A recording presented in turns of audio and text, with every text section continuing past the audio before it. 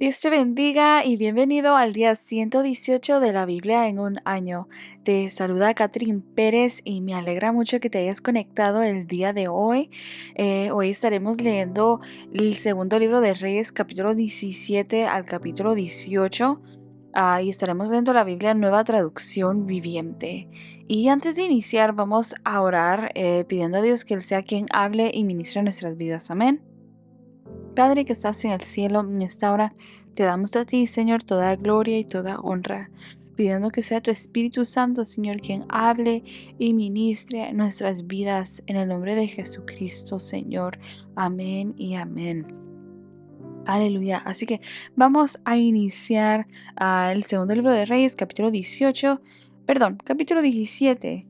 Vamos a iniciar leyendo así la palabra de Dios en el nombre del Padre, del Hijo y del Espíritu Santo.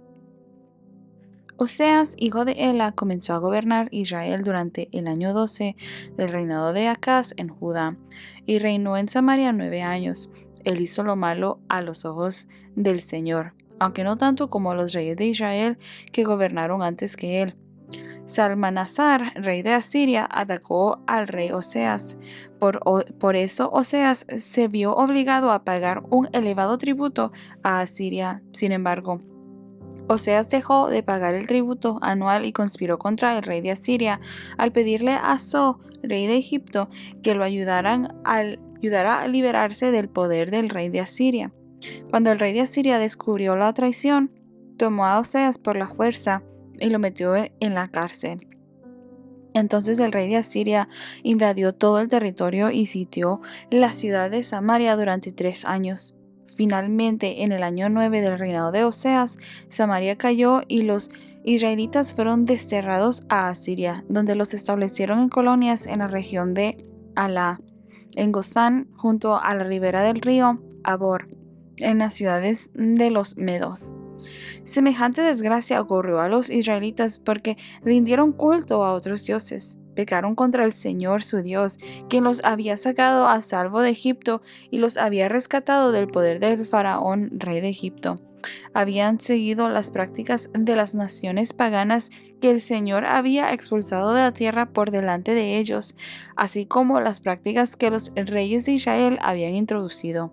Los israelitas también habían hecho muchas cosas en secreto que no eran agradables al Señor su Dios. Se construyeron santuarios paganos en todas las ciudades, desde el puesto de avanzada más pequeño hasta la ciudad murallada más grande. Levantaron columnas sagradas y postes dedicados a la diosa Sera en la cima de cada colina alta y debajo de todo árbol frondoso. Ofrecieron sacrificios en todas las cumbres de las colinas, tal como lo hacían las naciones que el Señor había expulsado de la tierra por delante de ellos. Así que el pueblo de Israel había hecho muchas cosas perversas, con lo que provocó el enojo del Señor. Efectivamente rindieron culto a ídolos a pesar de la advertencia específica que el Señor les hizo repetidamente. Una y otra vez el Señor envió a sus profetas y videntes para dar a Israel y a Judá la siguiente advertencia: apártense de sus malos caminos, obedezcan mis mandatos y decretos, es decir, toda la ley que les ordené a sus antepasados que obedecieran y que les di a ustedes a través de mis siervos, los profetas. Sin embargo, los israelitas no quisieron escuchar, fueron tan tercos como sus antepasados, quienes se negaron a creer en el Señor su Dios. Rechazaron sus decretos y el pacto que él había hecho con sus antepasados, y despreciaron todas sus advertencias. Rindieron culto a ídolos inútiles, por lo cual ellos mismos se volvieron inútiles. Siguieron el ejemplo de las naciones vecinas, desobedeciendo el mandato del Señor de no imitarlas. Los israelitas rechazaron todos los mandatos del Señor su Dios e hicieron 2 becerros de metal. Levantaron un poste dedicado a la diosa Asera y rindieron culto a Baal y veneraron a todas las fuerzas del cielo. Hasta sacrificaron a sus hijos y a sus hijas en el fuego. Consultaron con adivinos, practicaron la hechicería, se entregaron por completo al mal, con lo cual provocaron el enojo del Señor. Como el Señor estaba muy enojado con los israelitas, los barrió de su presencia. Solo la tribu de Judá quedó en la tierra, pero aún los de Judá se negaron a obedecer los mandatos del Señor su Dios, ya que siguieron las prácticas perversas que Israel había introducido. El Señor rechazó a todos los descendientes de Israel, los castigó entregándolos a sus agresores hasta expulsar a Israel de su presencia. Pues cuando el Señor arrancó a Israel del reino de David, los israelitas escogieron a Jeroboam, hijo de Nabat, como su rey, pero Jeroboam alejó a Israel del Señor y lo hizo cometer un gran pecado. Los israelitas persistieron en seguir todos los caminos perversos de Jeroboam. No se apartaron de esos pecados hasta que finalmente el Señor los barrió de su presencia, tal como les habían advertido todos los profetas. En consecuencia, los israelitas fueron desterrados y deportados a Asiria, donde se encuentran hasta el día de hoy. El rey de Asiria transportó grupos de gente desde Babilonia, Cuta, Aba, Amad y Sefarvaim y los reubicó en la ciudad de Samaria en reemplazo del pueblo de Israel. Ellos tomaron posesiones de Samaria y habitaron sus ciudades.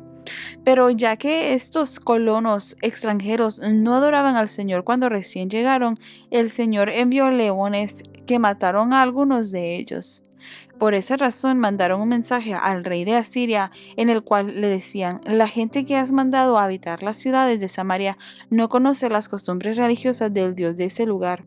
Él ha enviado leones a destruirlos, porque no lo adoraron como se debe.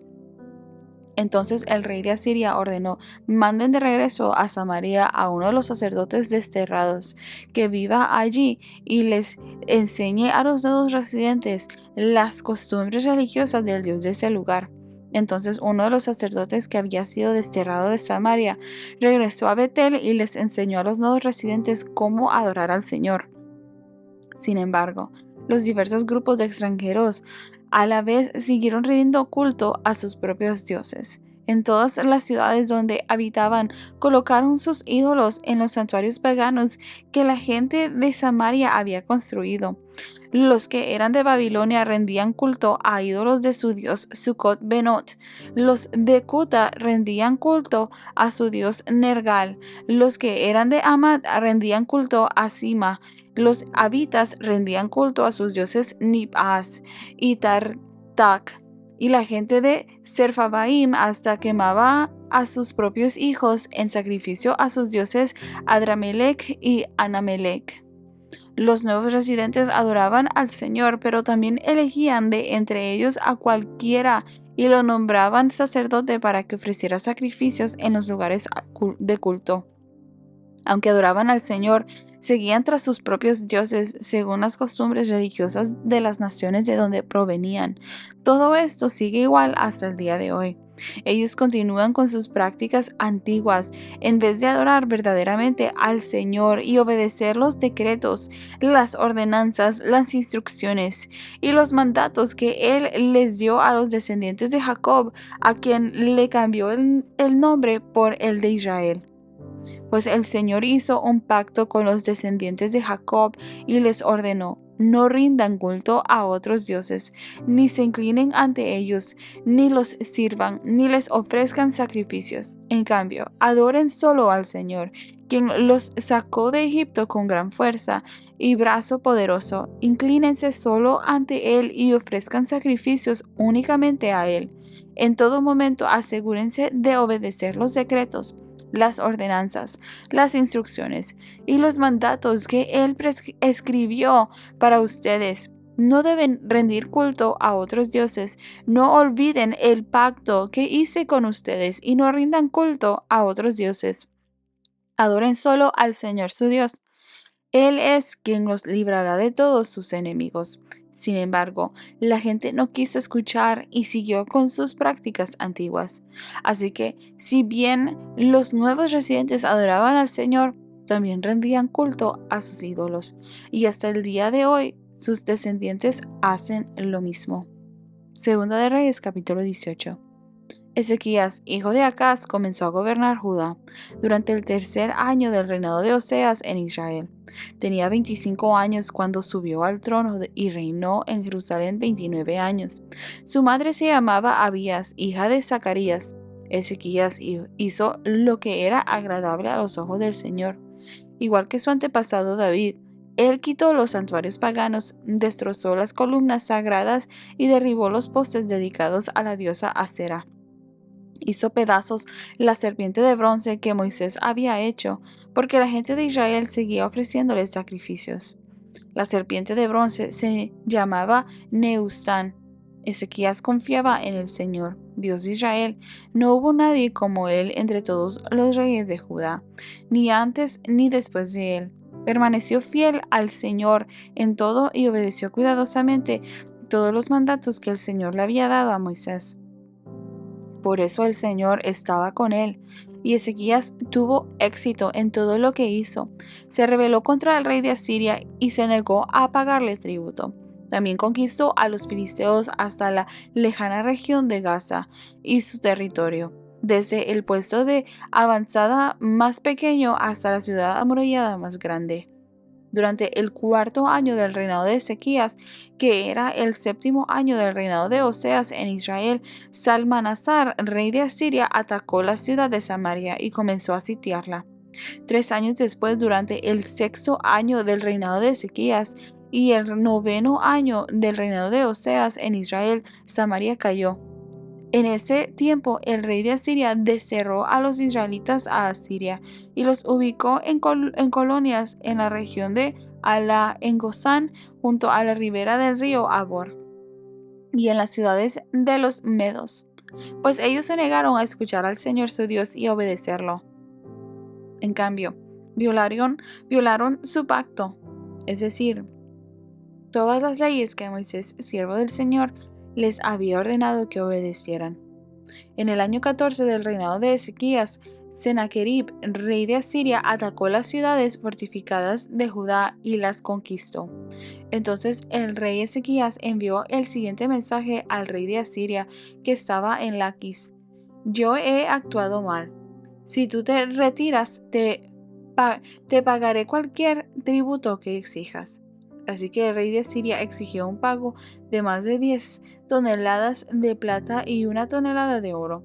Para reunir esta cantidad, el rey Ezequías usó toda la plata que estaba guardada en el templo del Señor y en el tesoro del palacio.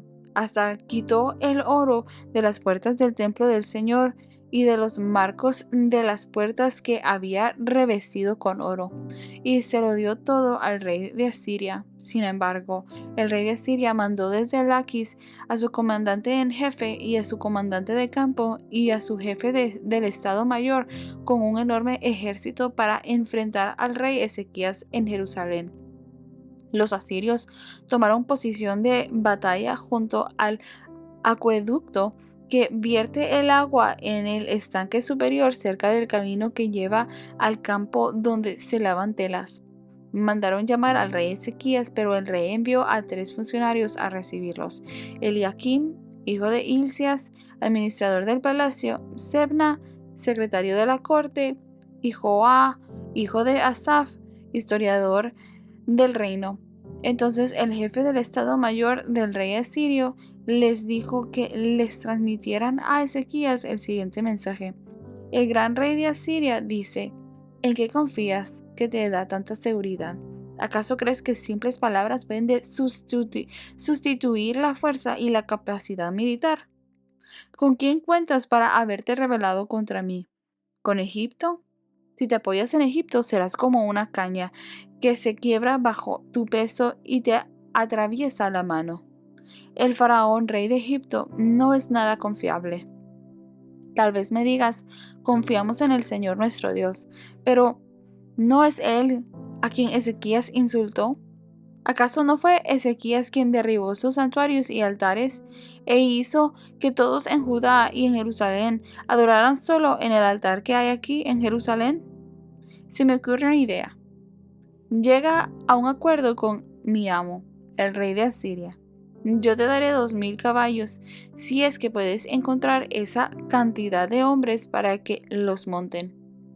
Con tu pequeño ejército, ¿cómo se te ocurre desafiar siquiera el contingente más débil de las tropas de mi amo? Aunque contarás con la ayuda de los carros de guerra y sus conductores de Egipto. Es más, ¿crees que hemos invadido tu tierra sin la dirección del Señor?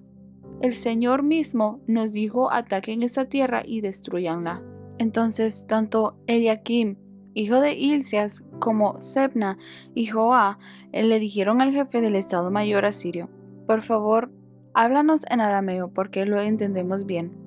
No hables en hebreo porque oirá la gente que está sobre la muralla.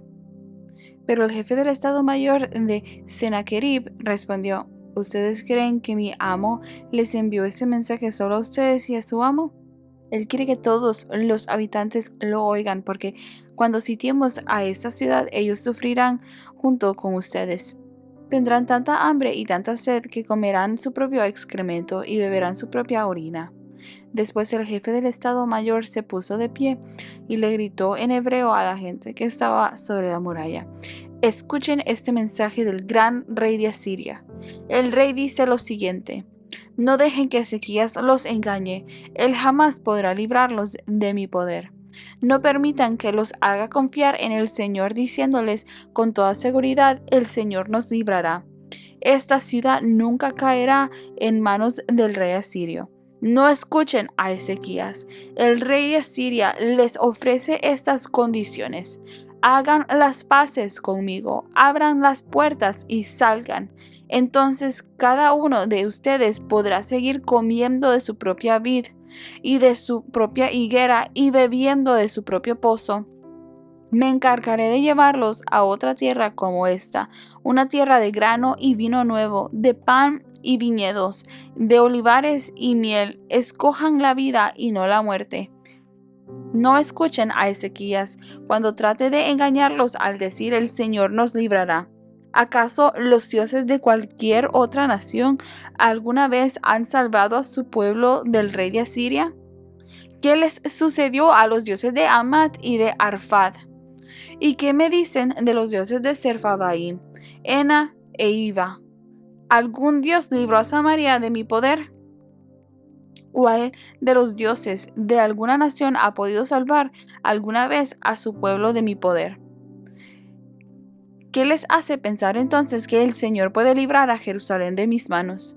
El pueblo se quedó en silencio y no dijo ni una palabra, porque Ezequías le había ordenado: no le respondan. Entonces Eliakim, hijo de Hilcias, administrador del palacio, Sebna, secretario de la corte, y Joa, hijo de Asaf, historiador del reino, regresaron a donde estaba Ezequías. Desesperados rasgaron su ropa, entraron para ver al rey y le contaron lo que había dicho el jefe del Estado Mayor asirio. Aleluya. Así que en el capítulo 17 vemos, ¿verdad?, el reinado de Oseas, donde Oseas se convierte en el último rey de Israel, y durante su reinado, el reino del norte, desafortunadamente vemos, ¿verdad?, ese constante ciclo de desobediencia hacia Dios. Y en esta ocasión vemos que hasta ellos hacen una alianza con Egipto para rebelarse contra Asiria, lo que al final resulta en una invasión de parte de Asiria en la región. Israel durante todo este periodo ha sido idólatra. Y el pueblo ha seguido otros dioses, especialmente los dioses de los pueblos vecinos, y ha practicado, y la Biblia nos resalta tanto este punto, el hecho de que Israel practican estas prácticas de adoración, rindiéndole culto a estos otros dioses paganos, a los becerros de oro. Y como consecuencia vemos, ¿verdad?, que Dios permite la invasión, de que caigan ellos bajo opresión de sus enemigos, y en esta ocasión es el reino de Asiria.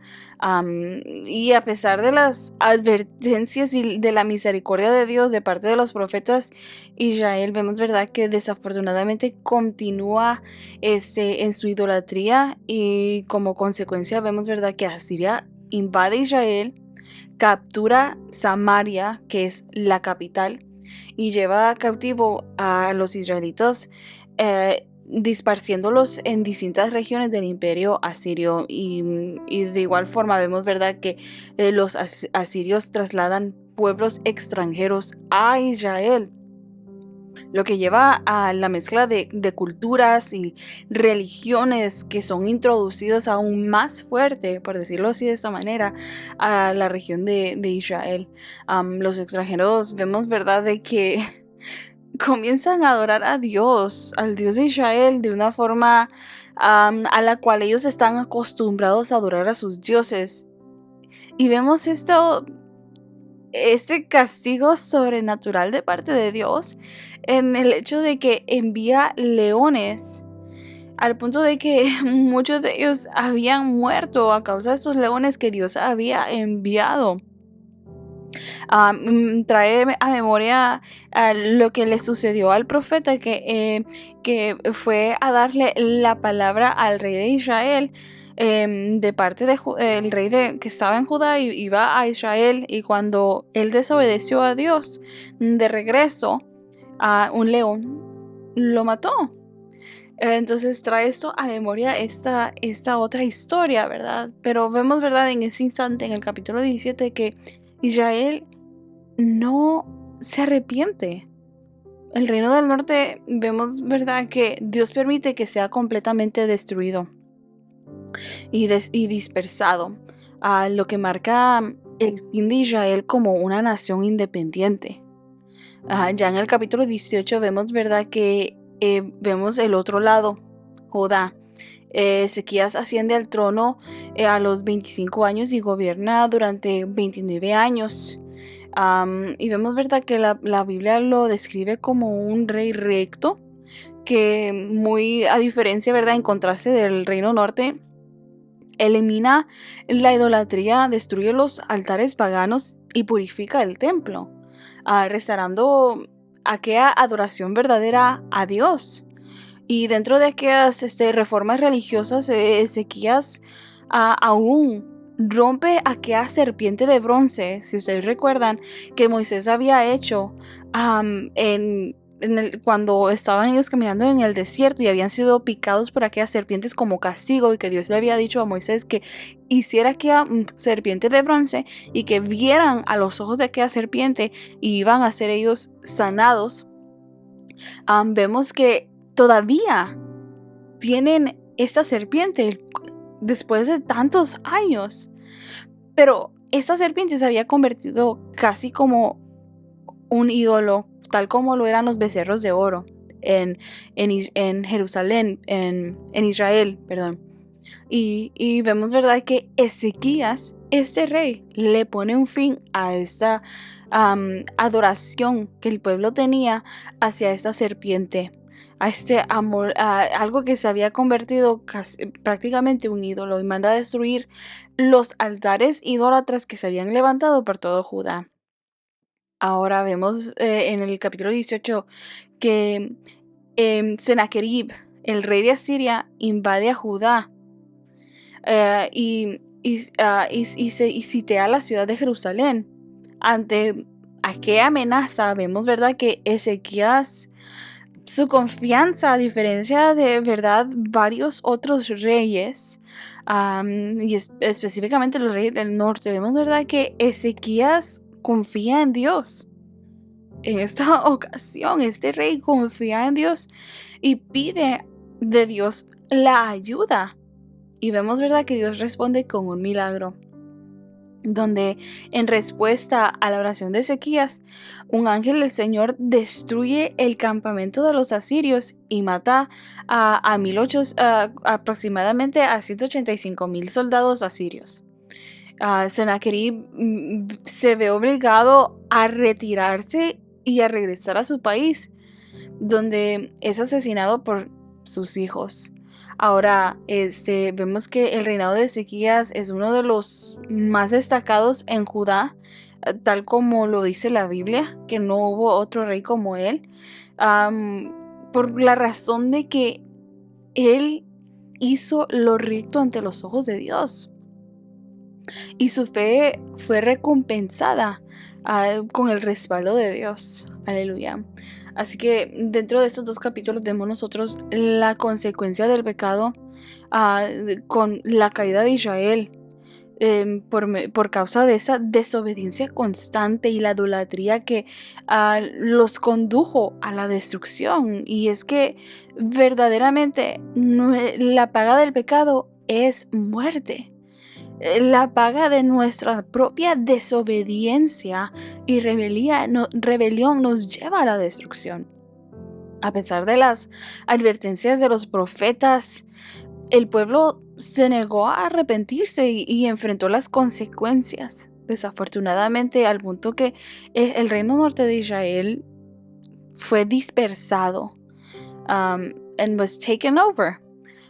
Y vemos, ¿verdad?, el poder de la oración y la fe en Dios, el contraste entre el reino norte y el reino sur, el reino de Judá, donde tenían a este rey Ezequías, que aunque enfrentaba una situación desesperada, donde este rey lo estaba confrontando, él confió en Dios, él clamó a Dios y Dios respondió de una manera milagrosa, mostrando que la fe y la obediencia a Dios son lo único que necesitamos en los momentos de dificultad, en los momentos en los cuales en ocasiones nos podemos encontrar entre la espada y la pared. Y aun cuando se pueda jactar nuestro enemigo, aquel enemigo que se levanta en contra de nuestras almas, lo único que tenemos nosotros que hacer, dice la palabra de Dios, resistid al diablo y él huirá de vosotros. Así que vemos, ¿verdad?, es esa gracia y esa misericordia de Dios. Y también vemos, ¿verdad?, la importancia de las reformas espirituales que Ezequías implementó en Judá. Fueron muy importantes para poder restaurar aquella verdadera adoración de parte del pueblo hacia Dios, y eliminar la idolatría, aquella idolatría que se había penetrado, aquel culto pagano que se había penetrado en Israel, y llevar al pueblo al arrepentimiento y a la adoración genuina, aleluya, para con Dios. Esto fue vital importante para poder restaurar aquella bendición de parte de Dios para Judá. Aleluya. Pero a la vez vemos también, ¿verdad?, el juicio de Dios, que la caída de Israel y la victoria de Judá muestran que Dios no pasa por alto nada, pero también muestra Él su misericordia a aquellos que se vuelven a Él en humildad, aleluya, y en arrepentimiento de todo corazón. Aleluya. Así que muchas gracias porque has estado conectado hasta este minuto. Espero que haya sido de mucha bendición y edificación para tu vida, la lectura del día de hoy, viendo, ¿verdad?, y analizando las consecuencias de nuestras acciones y el resultado también de nuestras acciones cuando nosotros nos arrepentimos de verdad, de corazón, delante de Dios. Amén, aleluya. Así que gracias porque has estado conectado hasta este minuto y te espero el día de mañana. Dios te bendiga.